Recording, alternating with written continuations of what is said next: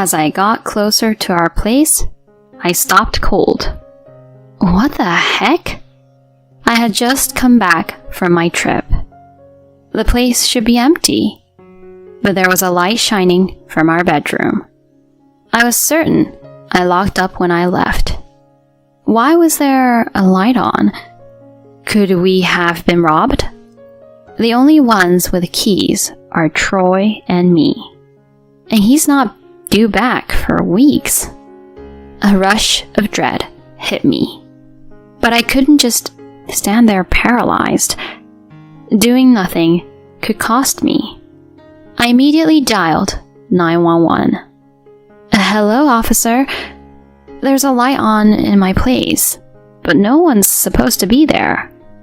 When the officers showed up, we cautiously entered, heading down the hall and flinging open the bedroom door. What met my eyes was the last thing I expected. My name is Amy. I'm 30, and I work at a big-time food company. A couple of years back, a product I pitched took off big time, and I just got bumped up the ladder. More work, for sure, but it felt good being someone the team relied on. Plus, the pay bump let me sock away more cash. I've always been a penny pincher, making every dollar count. And here's why. 3 years ago, I married Troy, and that was a game changer.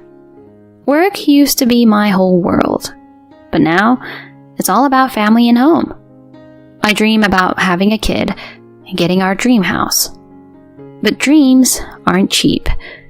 Realizing these dreams means being realistic about finances.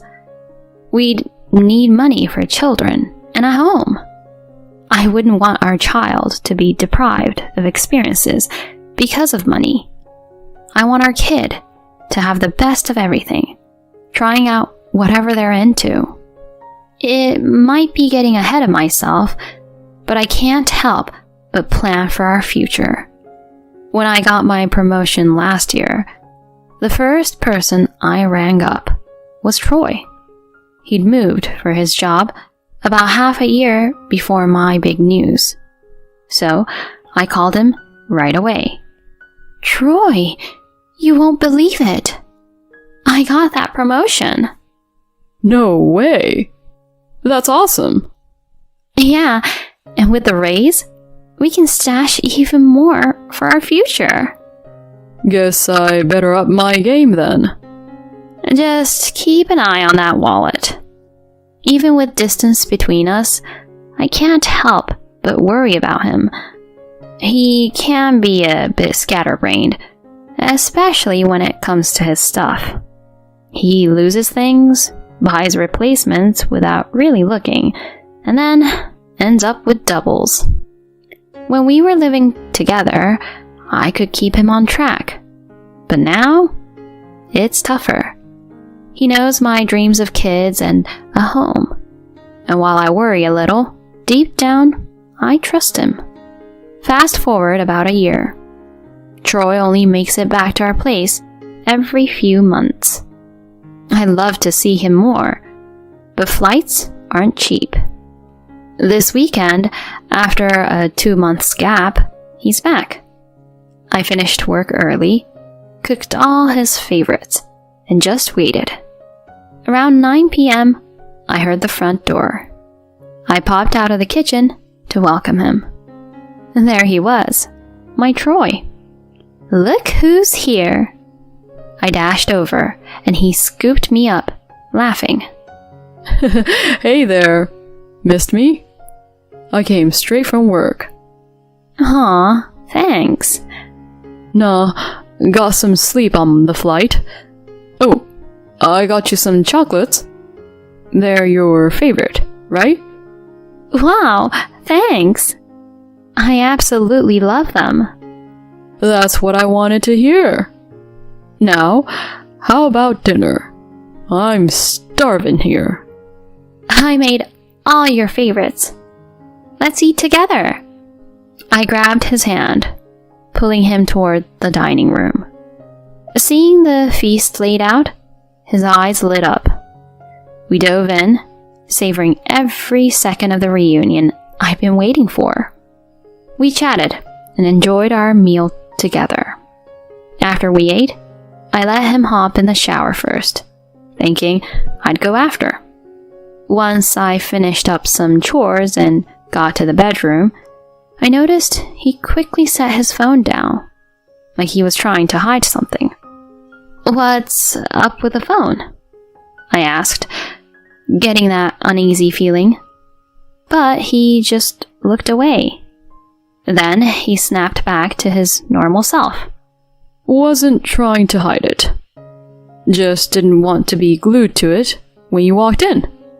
You didn't need to do that. It's pointless to be on my phone when we finally get to be together. I want to make the most of our time. Look at you, being all sweet. Hey, are you making fun of me? I was trying to have a moment here. My bad. I really did appreciate it. I moved to snuggle up to him, but he caught my hand saying, We're both exhausted. Let's just crash. And quickly went under the covers. I couldn't get another word out, just whispered night and lay down. I was hoping we'd have some quality time in the bedroom, especially since it had been ages since we'd been together. I mean, it was only 11 p.m., and we both had tomorrow off. He knows I've been wanting to start a family. Feeling a mix of emotions, I forced myself to drift off, tears slipping out, because it felt like I was the only one excited about our time. He stayed 2 nights, but there wasn't any spark, not even a hint of it. As he was heading out, promising he'd come back soon, I just blurted, "Do you not feel the same anymore?" Where is this coming from? You've been so distant, and I've been feeling alone. I'm sorry. Work's just been a beast. I wanted to spend some time with you, just being together, you know? I'm 30, Troy. We've talked about kids. I gotta go, or I'll miss my flight. We'll chat later, he said, darting out before I could say anything. Normally, I'd drive him to the airport, but not this time. Our communication dwindled from that point. I'm sleepy, and I have to get up early tomorrow, were his favorite excuses when trying to evade the kid and house talk and hang up. It was obvious that we weren't on the same page anymore. After that, we barely spoke. In the midst of all this, my job ramped up with a 3-night, 4-day work trip on the horizon. As I was packing, Troy called. He usually texts, so this was out of the blue. Excitedly, I picked up. Hey, what's going on? You've got that business trip tomorrow, right? For 3 days? Yeah, that's the plan. Normally, it's just overnight. But this one's a biggie, huh? The company must really be counting on you. Good for you. Thanks. I hope so. But why the call about the trip? I just wanted to say knock him dead. I know it'll be tough, but don't work too hard. Aw, thanks. It was good hearing from you. Feeling a little brighter after our chat, I went back to packing, feeling uplifted by his kindness. I attacked my business trip with a new zeal. Maybe it was Troy's call giving me a boost, but I wrapped things up faster than expected and got home a day ahead of schedule. I was in the mood to relax back home after wrapping up my business trip early, maybe even share a drink with my husband on Zoom. So, on my way, I swung by a store to pick up my go-to beer and some munchies. Though I was worn out from the trip, I felt a spring in my step heading back. I need to ring him up and say, Your call gave me the push I needed. It might also be a good time to dive back into our chat about kids and our future place. While making my way home, I started drafting a text to him. But as I got closer to our place, I stopped cold. What the heck? I had just come back from my trip. The place should be empty, but there was a light shining from our bedroom.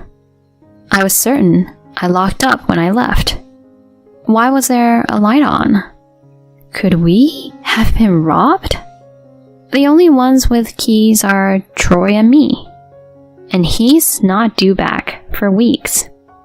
A rush of dread hit me, but I couldn't just stand there paralyzed. Doing nothing could cost me.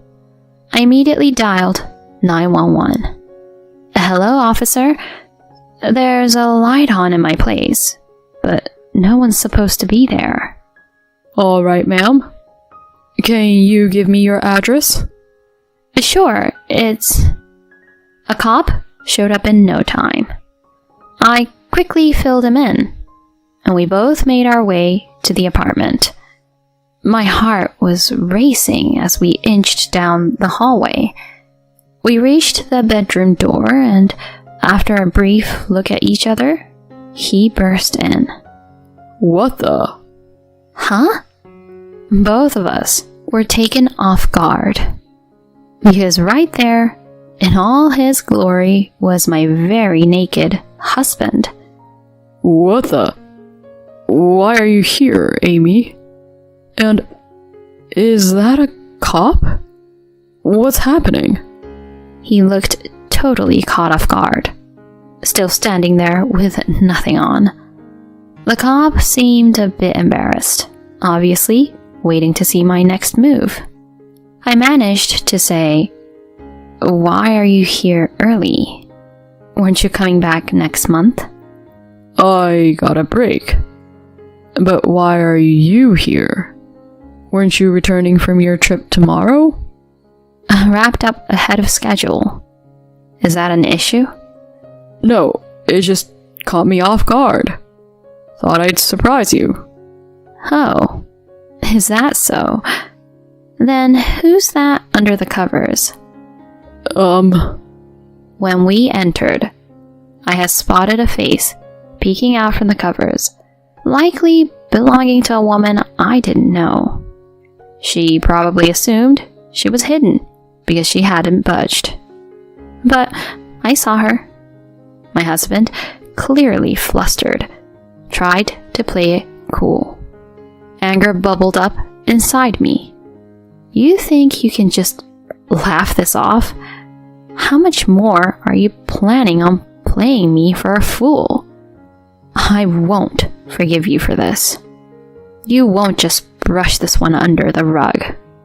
Without waiting, I pushed past him and yanked the covers away. There was a faint "ugh" from behind me. Uncovered was a young woman. Who the hell are you?" I demanded, my voice icy. The woman, her face pale, wouldn't meet my eyes and said nothing. Perhaps she hoped that staying silent about being the other woman might diffuse the situation. With the evidence right in front of me, both of them exposed, I quickly took out my phone and took photos. They tried to cover up, but it was too late. I also shot a video for extra evidence. The cop, who was still there, looked pretty taken aback by my actions. I then turned to him and said, "Could you get her out of here? She's a stranger in my home. Isn't this a form of trespassing?" But she's with your husband, right? This apartment's in my name, and I have no clue who she is. Please, escort her out. I held my ground. The officer, although reluctant, did as I asked He waited for the woman to get dressed and then let her out. Troy, pale and looking rattled, tried to explain. Amy, this isn't what it looks like. There's a reason. He started to reach out, maybe thinking a hug might somehow fix things. I snapped. Who does he think I am? I whacked his arms, reaching me, glared at him and said, So what now? You thought some sweet talk would make it all better? Is that why you were secretive with your phone? Is that why you kept your distance? Because of her? No, I felt alone being so far away and ended up on a dating app and, Save your lame excuses. You thought you could play me? I'll make sure both of you pay for this. And you, pack your stuff and leave. Now. Like I said before, this apartment's mine. I had it before we got married. Frustrated with Troy's reluctance to get moving, I reached out to his parents. After filling them in, they showed up, and to my surprise, they brought divorce papers with them. His dad let him have it, and made him sign the papers right then and there. Troy was a mess, trying to hold on, but I was done. His folks took him back to their place. I filed the divorce papers right away, and even got an attorney to secure alimony. Last I heard, Troy's living with his folks, working non-stop at a factory run by a family friend. All the money he makes goes straight to his parents, and he doesn't have a dime or any freedom to his name. As for me, I use the alimony to kickstart a new chapter in a place close to work. Only my parents know where I'm at, so I doubt I'll bump into Troy. From here on out, it's just me. It's a little lonely, but I'm calling the shots now. I'll treat myself right and look forward to better days ahead.